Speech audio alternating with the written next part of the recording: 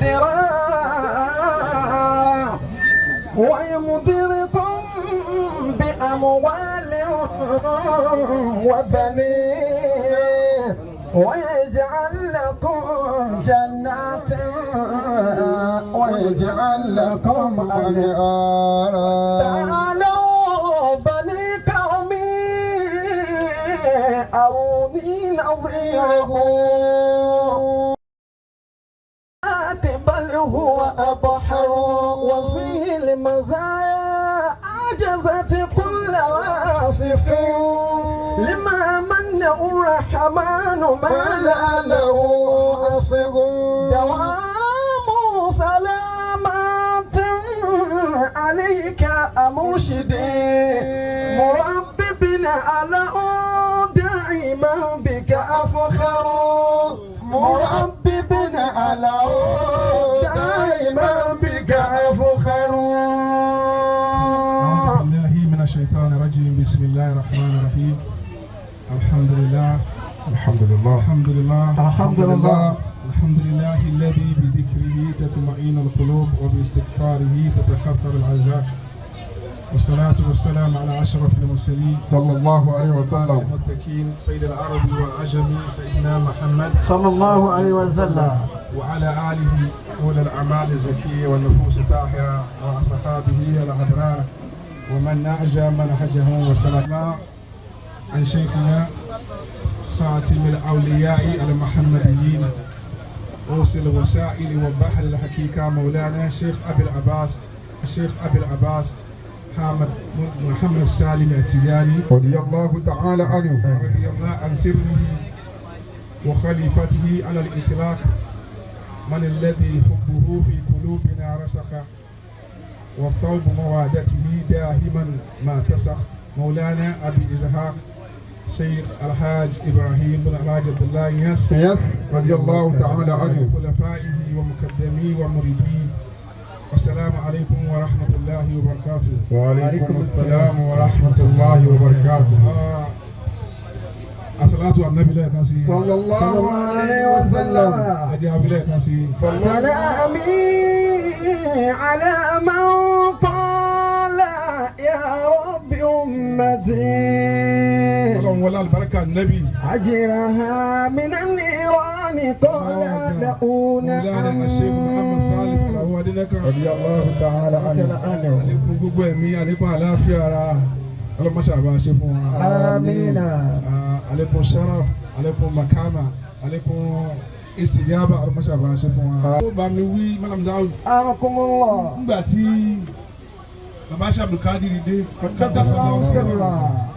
nígbà كان في هذا الشيخ Abdulkadir قدس الله سره. كان إماما ورئيسا لكل أولياء حياكم الله. حتى لا يمكن لأي ولي أن يتصرف إلا بأمر أو بإذن من شيخ عبد القادر. قدس الله سره. شيخ عبد القادر káyà débi pé wàlíì kan ò lè dá nǹkan kódà bó ti ń kọ́nà náà jìn tó àfikún gbàyọ̀ǹda lọ́dọ̀ bí ó bá gbàyọ̀ǹda lọ́dọ̀ Sheikh Abdul Qadir wọn ò jábọ́. àwọn kan wá àwọn àgbà kan tó ti wà ńlẹ̀ kí Sheikh Abdul Qadir tó wọ́n wá lọ bá Sheikh Abdul Qadir ní tó kà wọ́n lómi inú ni pé irú oòrùn tó ràn yìí ó ti irú ẹ̀ ti ràn rí àmọ́ oòrùn ní ìràn báyìí kó má tètè wọ̀ tóòrùn bá ń wọ̀ tó tara àti wọ̀ ẹ̀ ò ní jìnnà tí ń bà wọ́n lẹ́rù tí ń bà wọ́n nú jẹ́ ni. ànàlẹ́ kọ́ọ̀dìrì yóò lẹ́ àṣìlù abudulè kọ́ọ̀dìrì sùnmí tùbí mọ́fẹ́ dáadáa fúnra mi dábàá ló ti ń kí ó báyìí. ànàlẹ́ kọ́ọ̀dìrì yóò lẹ́ àṣìlù abudulè kọ́ọ̀dìrì sùnmí tùbí mọ́fẹ́ dìní mi kọ́bìlì nàṣẹ́ àti. orúkọ Sheikh Abdul Qadir ni. anakumullah. àwọn wàlí Ọlọ́run ó kọ tí ìmọ̀ wà mashhur pẹ̀lú wọn ìmọ̀ ní tó fà á tó bí débẹ̀. ṣé o ti di á ní bí a bá wo Abul Habasi tí wọ́n ń pe ṣé o ti di á ní ọmọ méjì ní ṣé o ti di á ní bí. ṣé Sayyidi Muhammad al-Habib wa Sayyidi Muhammad al-Kabir Abbas wà dánú ọkọ ọmọ Abul Habasi tí wọ́n ń pe ṣé o ti di á ní dhalika al-ismi sadara min al-hadira. min maana yanni rajulun abisun ẹni tí ẹ pé bẹ́ẹ̀ bá rójú ẹ̀rọ bá yín ẹni tí ẹ pé inú hadira ṣé o ti yá ni kò ṣe ẹ lè wojú ẹ ibi tí lákàbí òun ti wá nígbà Abul Abbas ẹni ò ṣe wojú ẹni ò ṣe kojú ẹ bẹ́ẹ̀ náà ni ṣe Abdul Qadir Muhyiddin ló kọ́ wọn. Sumitu bi Muhyiddin min qabli nashati. Sumitu bi Muhyiddin min qabli nashati. Ibi tí wọ́n nífẹ̀ẹ́ sí Abdul Qadir dé àwọn ni wọ́n tún sọ fún sí Abdul Qadir báwa bẹ́ẹ̀ lọ́hùn ntọ́lọ́hùn ṣe fún ẹ̀yin kóòrùn má tètè wọ̀. Ṣé Abdul Qadir wá dáhùn dáná pé àfàlátì شموس الأولين فشمسنا أفلت شموس الأولين فشمسنا أبدا ففي فلك العلا لا تغرب أفلت شموس الأولين فشمسنا أبدا ففي فلك العلا لا تغرب أبدا ففي فلك العلا لا تغرب أفلت شموس الأولين فشمسنا أبدا ففي فلك العلا لا تغرب أبدا ففي فلك العلا لا تغرب. Bàbá dé òde mi ò bá pàdé ẹni tó dọ́lọ́wọ́ mọ̀ kò ṣòro àti dámọ̀. Mọ́lìdí Àlífà wa Usman ẹni tí ń ṣe wá sí ń bẹ̀ mú bá ẹ má pẹ̀lú mi mọ́ eléyìí náà ni ẹ máa pè. Kó máa wá lọ́dọọdún. Kó máa wá lọ́dọọdún. Ó ṣe wá sí gbogbo àwọn ìyàwó àyè wọn gba kálukú délé wọ́n tún ṣe tẹ̀fsírì ẹ̀ fún ìyàwó wọn. Àwa Mọ́lìdí Àlífà Balógun ọgbẹ́nìkan alọ́dún kan ó wá da kéwù lẹ̀ lọ kéwù wá pọ̀ ju bó ti yẹ lọ. Akramakumullah. Ó wá ilẹ̀ ti sún eléyìí ò bá ìdókòwò yìí ẹ̀wẹ́ lomi wọ́n wá wẹ́ lomi wá èyí ń wá ṣe wá ẹ má pẹ́ èyí tẹ́ ẹ pé lọ́dún ẹ má pẹ́ lomi. Ó náà nìkan wọn wá. Irú ẹ̀ náà ni wá sí tẹ̀yìn náà ṣe lé ní. Nǹkan náà wá sá láyé bá ṣe ń wà ẹ máa pè wọ́n. أفلت شموس الأولين فشمسنا أبدا ففي فلك العلا لا تغرب أبدا ففي فلك العلا لا تغرب. حياكم الله. Ṣé Abdul Qadir ni. كنت صلى الله أفلت شموس الأولين فشمسنا. Ṣùmùsù àwẹ̀línà àwọn tó ti ṣáájú mi wá báwọn wọn ti tara tó ní náà ló tètè wọ̀ èmi náà mọ̀. فشمسنا. àmọ́ ẹ̀rí òòrùn mi Abdul Qadir yìí. أبدا ففي فلك العلا لا تغرب أبدا ففي فلك العلا لا تغرب. ẹ̀rí òòrùn mi Abdul Qadir yìí mo fọlọ́ ń búra fún yín. لا تغرب. fi falaki al-ula òòrùn eléyìí tí ń yọ òòrùn táyé ni hùn wa shamsul hakika ọ̀dọ̀ Ọlọ́run gangan ní ti ń wá bílẹ̀ bá ṣú kò ní wọ̀ tílẹ̀ bá mọ́ yóò tún yọ òòrùn èmi Abdul Qadir yìí tọ́lọ́run ó fi láyé òní jáyé mọ́ ẹ máa gbó kọ́ mi tálùkì àmọ́ òfin dé ni. أبدا ففي فلك العلا لا تغرب أبدا ففي فلك العلا لا تغرب. gbogbo àwọn tí wọ́n bá ṣe Abdul Qadir inú gbogbo wọn wá ṣe alhamdulillah. báwọn wàlí Ọlọ́run bá sọ̀rọ̀ níyàn bá dẹ́ọ̀tù wọn yóò ṣòfò tó rọrùn tí wọ́n ó ṣe ẹ wò gbà tí ṣe Abdul Qadir ti wí. قدس الله سره. nígbà tí ṣé Tijani wá dé ṣé Tijani wá ní tàdúmù. تدوم وتبقى مع ظهور طويلة ففي آخر الزمان تأتي بفيضة وتبقى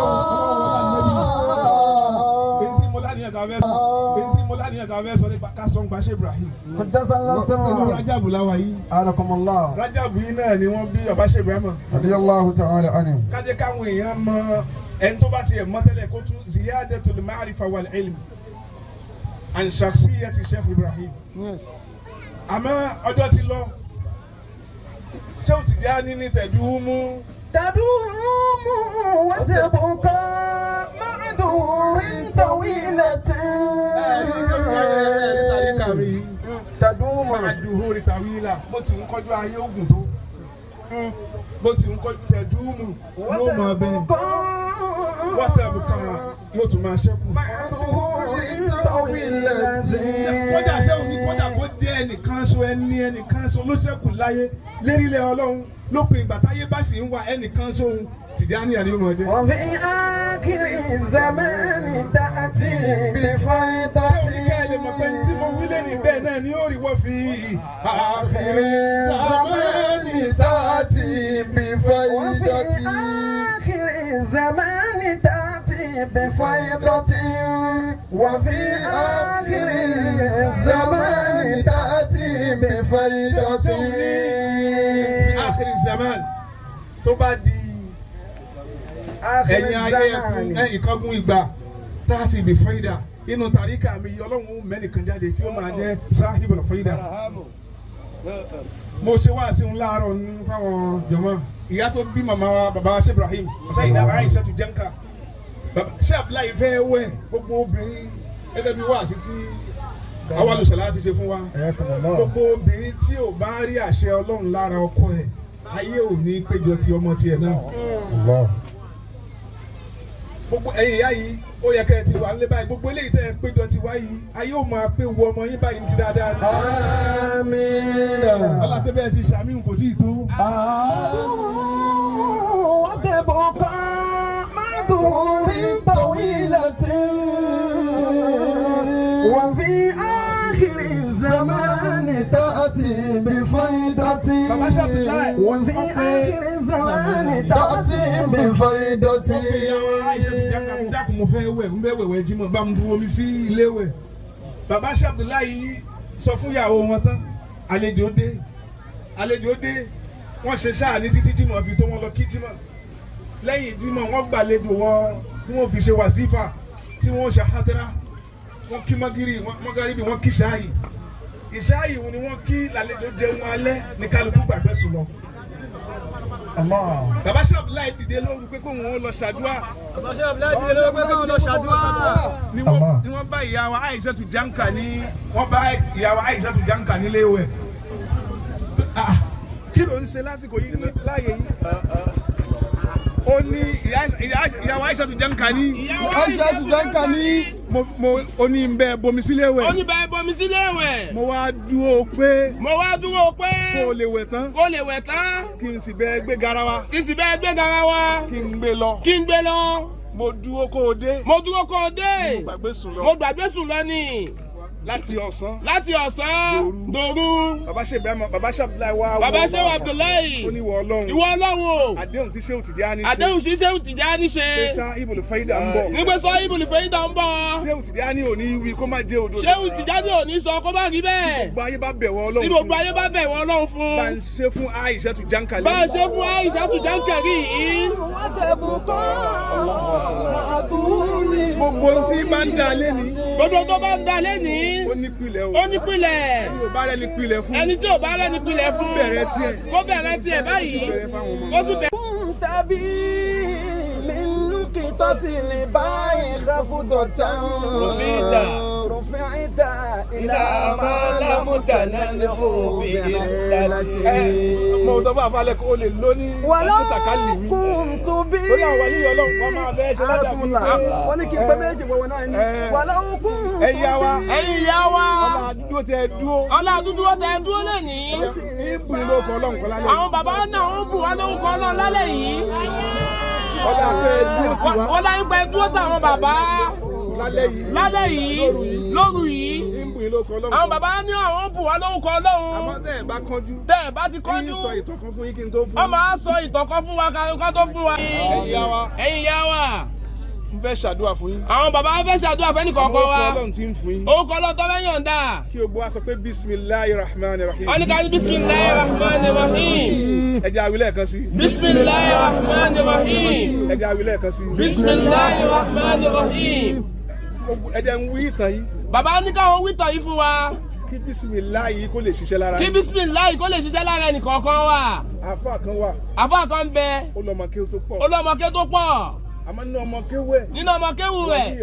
wàlíyìí Ọlọ́run bẹ́ẹ̀ bẹ́ẹ̀. gbogbo àfa kì í ṣe àfa gbogbo èèyàn yányán. gbogbo èèyàn yányán. bilahi wasful kamal.